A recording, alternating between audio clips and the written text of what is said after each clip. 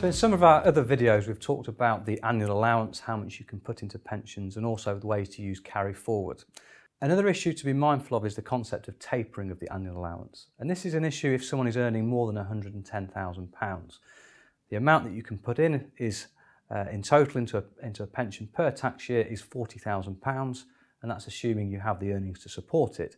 But once your earnings reach over £110,000, there is a potential for a reduction down in the amount that you can actually put in. And the easiest way to explain this is by way of a case study. So we've got an example here of Paul. He runs a limited company. He's recently turned 50 and keen to build up his pension.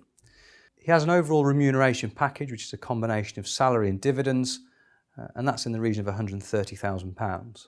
Now he's thinking, well, he's aware that £150,000 he's heard is when taper relief can be an issue. He's nowhere near that, so he's going to make an employer pension contribution of £40,000. Now actually, the employer contribution is also classed as income, and that pushes his overall adjusted income up to £170,000. So unwittingly, he's actually gone over the £150,000 with his company pension contribution. And this is an example where we're going to see people perhaps sleepwalk into a tax charge.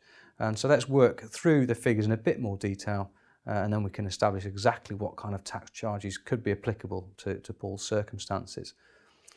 I've talked before about £110,000 because 110 plus the £40,000 employer contribution is actually the £150,000 limit.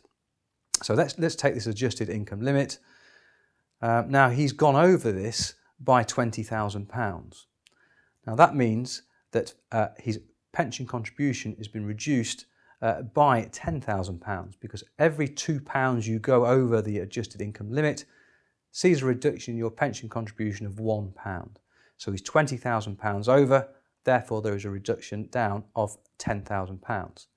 So this sees his annual allowance reduced from £40,000 down to £30,000.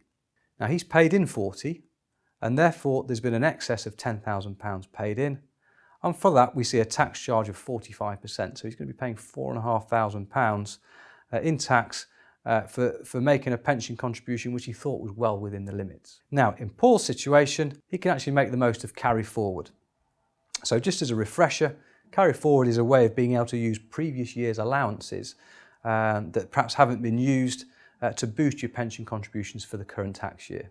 So let's assume this year for 2016/17, because of taper, Paul's pension contribution is reduced down to £30,000. Now he's had a pension from previous years, but he's never put anything into it. And so if we go through the previous tax years, we can see that for 13/14 he could have placed £50,000 in, and for the two preceding tax years after that he could place £40,000 per tax year. So even though Paul has seen a reduction in his annual allowance for this tax year, he can use up that spare £10,000 from the tax year that's furthest away. So in this example, the 2013/14 tax year, that £50,000, we can take £10,000 from there. And this means that as taper carries on over the next few tax years, he'll still be able to use up previous years. That 13/14 tax year will fall away. And in the new sort of 17/18 tax year, he'll be able to take up the slack with the 2014/15 tax year. Carry forward is quite a complicated area and one that, especially alongside taper relief, we'd always recommend that you get specialist advice to make sure that you aren't making contributions in excess of what you're allowed to do.